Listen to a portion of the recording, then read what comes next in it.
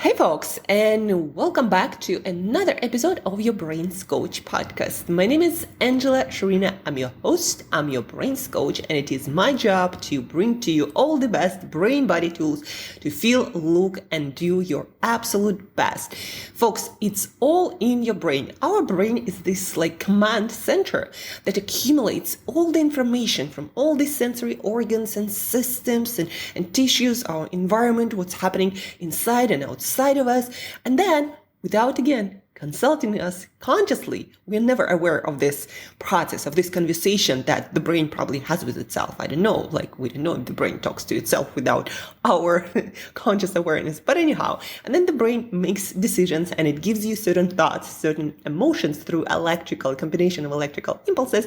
And then you go out and you do something and you get certain results in your life, certain habits, actions, and everything else that happens in your life, right? So it's all in the brain. And I believe there is more and more power in our understanding of what actually influences different brain processes and how exactly it happens. And then what we can do about that to influence our brain indirectly, because we cannot just tell our brain, think or do or, make us feel certain way. But when we change what we do, our environment, our food, for example, when we change our, journaling exercises, when we reframe things, those things will change the way our brain starts working when we're not consciously trying to change anything. And that's the power. That's where, folks, you can interfere with what your brain makes you do. I've been talking to quite a few new people over the course of last week, entrepreneurs who are trying to figure out, why sometimes the brain seems to be their enemy. And that's why.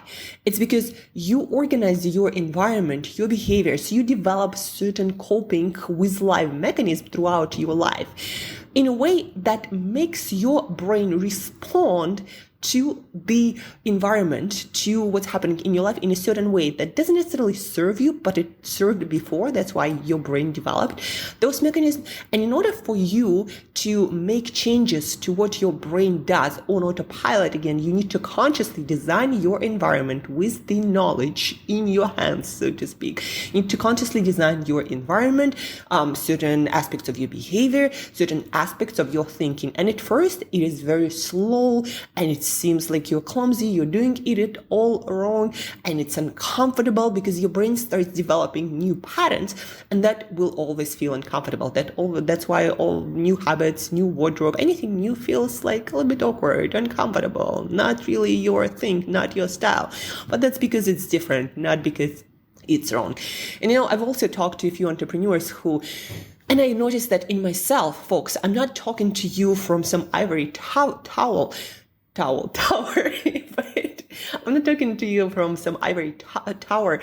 I experienced a lot of those things. I shared with you on the last podcast about my emotional eating tendencies that I used to have. And I developed them because that helped me to cope with my uncomfortable emotions and helped me to continue living my life, in my teenage years, in my, younger years. But then this mechanism, of course, was not perfect, and it didn't allow me to work through uncomfortable emotional patterns that would lead to progress in all areas of my life. So I developed that mechanism without thinking about it, without designing it, that served a certain purpose. But then later in life did not serve any purpose except making my weight loss, my health, and also my stress management journey harder, and all the subsequent things that came out of it, from business to building relationships, friendships, or closer relationships, right? So certain mechanisms we develop, they don't always serve us, but they served at some point a certain purpose. And then when you make it conscious, when you bring it into your conscious awareness, and when you start working on redesigning new coping mechanism, when you start working on consciously redesigning your environment that leads to new emotional states and new behaviors, that's when your brain all of a sudden starts working for your goals. It's always been working for your goals, folks. It just the goals were different and the environment was different. But your brain doesn't change many things unless it has to, and unless you consciously decide to change that, right? That being said, folks, let's jump into our 5-bullet Monday. So yes, today we are doing our 5-bullet Monday, as you probably guessed from the title of this podcast. And I'm going to bring to you some news, some pieces of research and practical applications of that can help you to improve different areas of your life and your cognitive performance. So let's start with our smartphones and dieting. Who here wants to always look and feel great, sharp, fit, and just confident, radiating this unshakable confidence that spills over into all the other areas of our life, business, relationship, etc. So an interesting study, this was published on SciTech Daily, a magazine where they publish different online edition where they publish different studies and articles based on studies. And so this study, the title of the study or the article, Smartphone Diet, How Viewing the Right Food Images Can Curb Your Appetite. Again, smartphone diet, how viewing the right food images can curb your appetite. So you and I, we are exposed to so many food images on our social media. Me personally, not so much, because I guess I follow so many different thought leaders who talk about self-improvement and or marketing and sales, in the online world, or self-development. So I don't really see a lot of those images, but apparently a lot of people do. It's social media actually is quite smart. It starts shaping itself to what you tend to consume more and like more. And so since I don't consume, surprisingly, that many food images, as I'm a nutritionist, well, except for probably healthy food images, it doesn't show me any. But apparently a lot of people are exposed to food advertising. Actually, now that I'm looking at the website itself, it shows me some advertising of meal plans. Yeah. And then also sometimes in blinks into pizza. So the research was done at Aarhus University, and they found that repeated exposure to images of the same food can lead to a sense of satiety and reduce portion sizes, potentially offering a new avenue for weight loss strategies and re-evaluating the impact of food imagery in digital advertising. So what the study found, if they show you, what they did is they showed participants on their smartphone, they installed this app that showed them pictures of pizza, for example, the same, maybe not the same pizza, but pictures of pizza for 30 times. And then other people have been shown the same imagery for only 3 times, and they were offered pizza, and people who saw 30 images, they ate less consistently compared to people who only saw the images 3 times. And so what they concluded is, and they did these experiments with different pictures, what they concluded is viewing the same type of pictures will cause the satiety in your brain, the feeling of satiety. You're going to be fuller and not wanting that food that much when you see the pictures of that specific food. So for example, if you find yourself craving ice cream, if you see 30 images of ice cream, you're probably not going to be wanting that ice cream all that much. And there is this, what they call, let me scroll down a little bit, how they call the theory of the satiety. So the whole idea is that our brain gets the information not just from the process itself, like for example eating, but also from imagining the same process, like let's say biting into an apple. The same brain areas will be highlighted or will be active when you imagine eating an apple or when you eat an actual apple. So our brain, as they concluded, uses visual information, uses all kinds of different information to bring this feeling of satiety, for example. But what was interesting about this study is they found that viewing different images of different kinds of foods did not produce this effect. And they say it's kind of like when you had a full meal and you still have space for dessert. Like, it seems that variety changes the effect of that. They also did some studies with M&Ms of different colors and then Skittles, but that still produces a satiety effect. They figured that the food wasn't that much different to cancel the satiety effect, right? So there is still a lot of research going on, but what seems to be happening for sure is that if you again, for example, want specific food like ice cream that you want to eat less of, or maybe French fries, if you see 30 images of French fries, maybe, Google it and then just start viewing it on your phone, then your craving for that food will diminishes because your brain kind of will think that it already had it. So the practical application, again, maybe if you crave something, if you still struggle with that, then viewing a lot of pictures of the same foods that you crave, that might help you to crave it less. But again, do research, experiment, and see what happens. From smartphone diet to vitamin D and its crucial role in dopamine function and schizophrenia. So neuroscience.com, neurosciencenews.com, that's the website where I'm going to be citing this study from.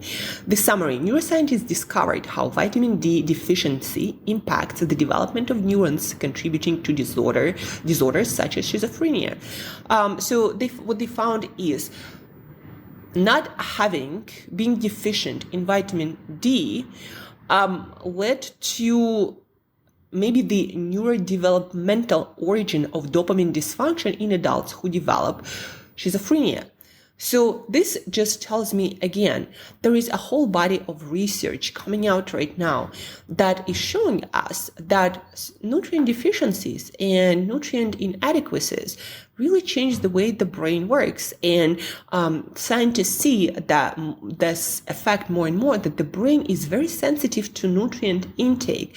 From my, experience, folks, it is so prominent. Like, the effect your daily nutrition has on your brain is just like, it changed my personality completely. Not only does it help you to memorize things better, to be better at learning, it actually improves your things like confidence, or the amount of times you feel blue, or the amount of times you feel under dark clouds, depressive, anxious episodes.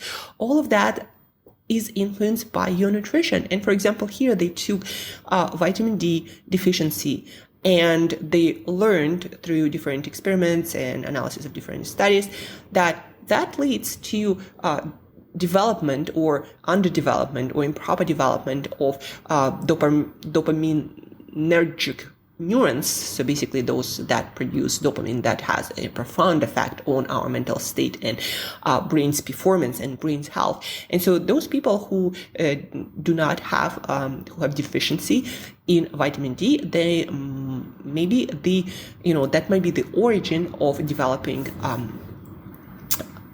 conditions like schizophrenia. So folks, really pay attention to your nutrition.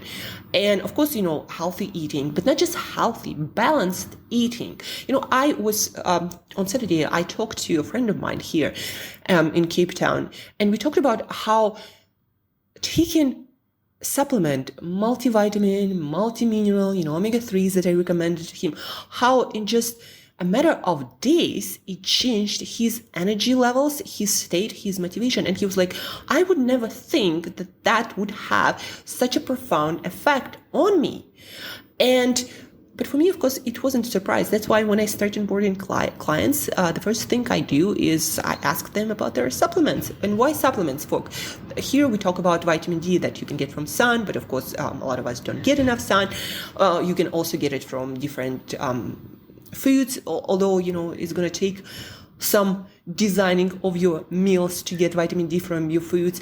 And then, of course, supplements is the easiest way. So why I recommend supplements is because the fastest way to get someone to at least base level of nutritional adequacy is through supplements. Changing our diets, it takes time. But taking a supplement, getting a supplement, taking it regularly, almost anyone can do it really fast. And the effect is profound.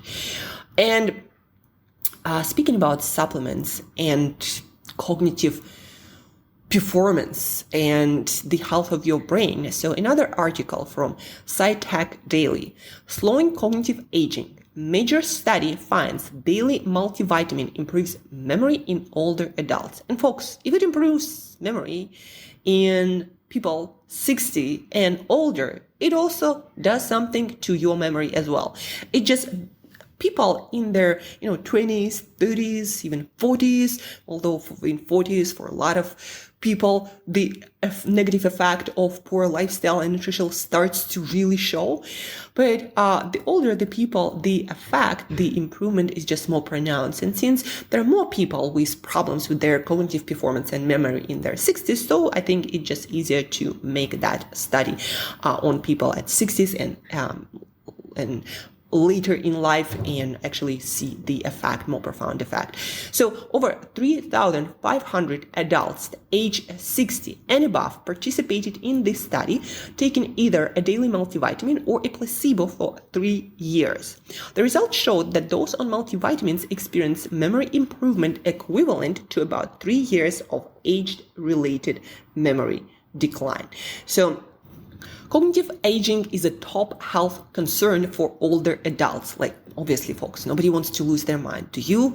Even if you are in your 30s and you start forgetting things and you easily lose the train of thought, not a great sign, folks. You might be heading towards dementia and Parkinson and losing your mind sooner than later. So this study suggests that there may be a simple, inexpensive way to help older adults slow down memory decline. Many older adults take vitamins or dietary supplements under the assumption that they will help maintain general health. But studies that have tested whether they improve memory and brain function have been mixed, and very few large-scale randomized trials have been done. But that is until now.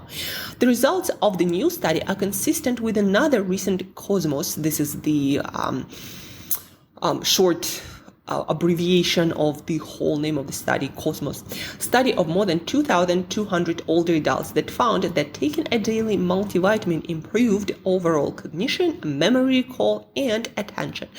Effects that were also more pronounced in those with underlying cardiovascular disease.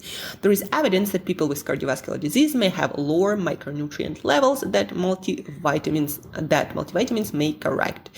So the whole idea, folks, you are a machine, whether you want to think about that or not. You're a biological machine that requires certain things like essential nutrients to function properly. Anything from your heart to your brain requires those nutrients. They're not optional. In our diet, first of all, the amount of nutrients in our foods were declining since forever, and there is less and less with almost every year, right?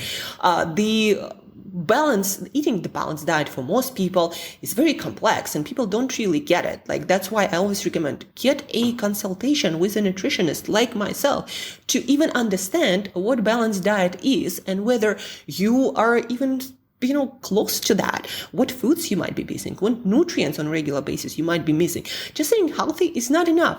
Maybe it was at some point, I don't know, but for sure it is not enough in our confused food environment where there are so many products but so few real foods actually in percentage. So anyhow, folks, the takeaway is your diet, if you have never consulted a professional nutritionist, probably is not optimal, and you're getting less and less nutrients from the same foods. That just statistics, the amount of nutrients in foods have been declining. Poor soil quality, 9 billions of us, or 8 billions coming to 9 soon. A lot of different reasons for that. And so people, took multivitamin, and of course, here in the article, they say you also need to eat nutritionally balanced diet. Multivitamin is not the solution, but taking your multivitamin helped those people 60 and older to prevent cognitive decline and memory loss and improve their memory. So if it worked for them consistently for thousands of people, it's the second study like that, then it probably will work for you. And what it also means proper imbalanced diet that most people eat these days, and believe my 10-year experience, it is very true. It's been always true. So actually causes you slowly losing your mind. And folks, when you're 60 and 70 and, if you're lucky, you are going to be there. Do you want to not remember your loved ones, faces of people, things that happen in your life? Do you want to get senile sooner? Like, who wants that? Do you want to lose your mind? So take your freaking multivitamin and book a session with nutrition if you are more whole food oriented, to make sure that you cover your basics every single day. Even one day matters, right? Speaking about memory decline, another article, 8 science-backed rosemary tea benefits that will amaze you. And actually, I didn't want to read you this article because it talks a lot about different antioxidants and compounds, polyphenols in rosemary, and different vitamins and minerals. What I wanted to tell you is plants have a lot of plants, especially herbs, they're rich in antioxidants, different compounds than compared to, green vegetables, let's say, or other foods. But plants have these powerful compounds that affect our physiology and also the way our brain works in a very powerful way. Like, for example, rosemary and also peppermint actually have been shown consistently since the beginning of written history of humanity, like since the time sometimes of Renaissance. So rosemary, peppermint, different kinds of mints have been shown to improve memory, have been shown to improve digestion. Actually, they also have antibacterial properties, meaning whatever, if there is something wrong bacteria-wise in your gut, they will help you with that. I personally drink my peppermint tea, have been drinking it for like years, and it makes digestion so smooth, just makes it amazing. Rosemary, for example, if you make rosemary tea, it also helps you to not absorb as much fat from your food, it seems, due to certain, again, compounds. The point is, if you want to, for example, improve your memory, prevent cognitive decline, there are certain compounds that have been working for hundreds of years. Of course, the only thing is it's like with shower. You got to take it daily. So if you can make a habit of making rosemary tea or peppermint tea, that will actually help you with your memory. How cool is that? And you get to enjoy your cup of tea that also helps you with your digestion, right? So if you are curious, rosemary tea might be an amazing option for improving your memory, for improving your cognitive processes, and also helping you with your digestion and gut balance in general. Rosemary, peppermint, those things really help with your, again, memory, cognitive processing, and also with your digestion, and probably quite a lot of other things. The last but not least, folks, inhale, exhale, remember, uncovering the breath-memory connection. And I read quite a few studies about the way we breathe and the way our brain works. It has to do with sympathetic, parasympathetic nervous system, like rest, digest, and fight or flight, and it triggers different responses and processes in our body and brain. But this study was specifically about breathing and how it can enhance things like memory and learning. So summary, intricate links between breathing and memory recall have been unraveled by recent scientific research, painting a more complex picture of your cognitive processes. Studies reveal that the rhythm of your breathing can influence neural activity, impacting cognitive functions such as emotional processing and memory recall. Yes, folks, breathing have been studied quite extensively to this point, saying that, your emotional processing definitely has to do with the way you breathe. And now there is a body of research telling us that it also affects your memory recall, your learning. And your learning is everything, folks. If you go through life not learning much because different factors from nutrition to your breathing, then guess what? You're going to be looping in the same patterns over and over and over again, not perhaps even, remembering much about your experience. So the most compelling evidence highlights that inhalation, particularly through the nose, can improve memory function. So if you are a mouth breather, there is a growing huge body of research that can be compromising your health in all areas and your your cognitive function as well as emotional life. As the field of study emerges, these insights could lead to novel therapeutic approaches for cognitive decline and memory-related conditions. So key facts: the rhythm of your breathing creates electrical activity in the brain, enhancing emotional judgment and memory recall. So emotions and memories, folks, with this effect being most pronounced during inhalation, so inhale through the nose.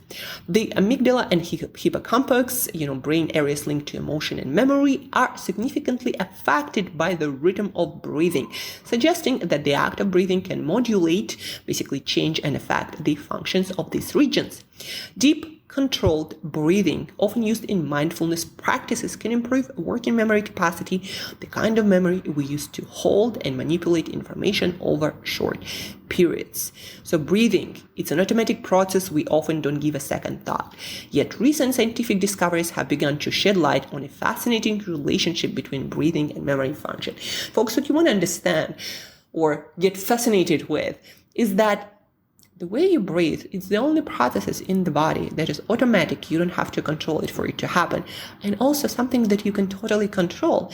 And they speculate that the body developed these mechanisms for the brain to control the arousal and the state of brain and body by will, right? So it's not just automatic the way your nervous system, for example, works, rest and digest or fight or flight, but it also can be controlled. So the brain and the body can self-regulate as needed, not again just by the environment taking inputs automatically, but also consciously. And there is again, it's been millennia, since yoga started many thousands years ago. They noticed that different types of breathing affect our brain function and our physical processes in the body in a different way. And so here they say that mindfulness practices and controlling your breathing slowly, breathing deeply, breathing through your nose actually is affecting your memory. Just a few things that you want to look into: nose breathing over mouth breathing. If you mouth breathe, how you know it? Well, you can wake up in the middle of the night with dry mouth. You can be snoring. You can wake up in the middle of the night feeling like, you're out of breath or sleep apnea. All of that actually has to do with improper breathing. It also affects your fitness. It also affects your stress management. It also, as we see here, affects your memory, your emotional regulation. So the way you breathe, it's really fundamental for your cognitive health, cognitive processes, your emotional regulation, and your physiology. And that's how we're going to conclude, folks, today's episode. And to conclude it all, smartphone diet, right? Let's repeat, can help you. Smartphone diet, basically exposing yourself to multiple images of the same food, can curb your craving, appetite for the same kind of food. Then we talked about how vitamin D deficiency can bring some conditions like schizophrenia into, hopefully not your life, but just be aware that nutrients matter, and that how taking a simple multivitamin can actually slow down your cognitive decline and improve your memory.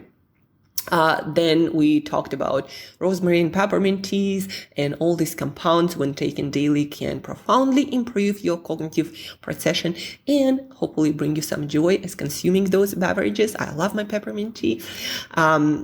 And then inhale, exhale. Remember, breathing properly, breathing through your nose, the way you inhale, exhale, the way you practice breathing has also a profound effect. There is a growing body of research, has a profound effect on the way you process information, you emotionally regulate, and your state of health. And that's about it, folks. a little or a big announcement. Next Monday, we are starting our 5-day challenge, Boost Your Brain for Business. We're going to learn how to get in control of your energy levels, of your focus, of your motivation, how to be a high energy, high productivity person in control of your focus, of your procrastinating tendencies, and how to basically make huge progress on your business goals and on your life goals, on your habits. So Boost Your Brain for Business is happening starting Monday next week. We've just confirmed our first guest reached Brainy. He is a Navy SEAL who developed quite an amazing system of self-improvement based on neuroscience. So he's going to be talking about motivation and how to maintain it for high heart goals.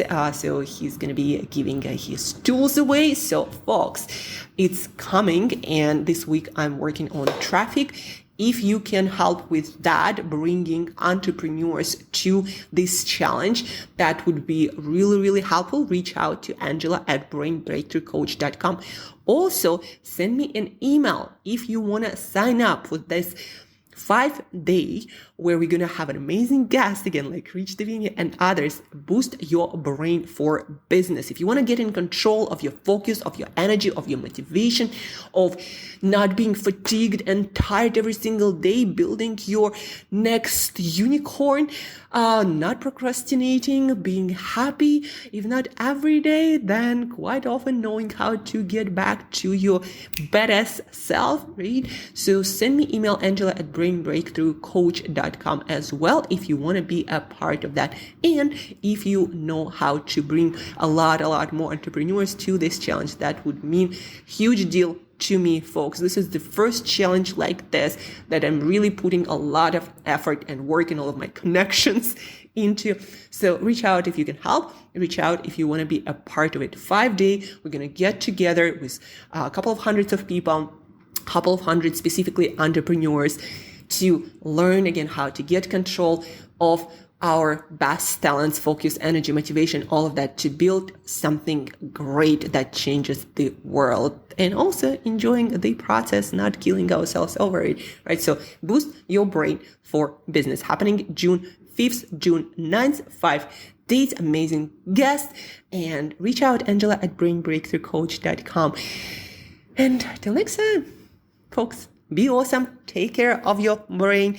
Take your multivitamin. Drink your peppermint tea. And I'm looking forward to hearing from you and hopefully seeing you on our Boost Your Brain for Business challenge. Have an awesome week. Crush this Monday.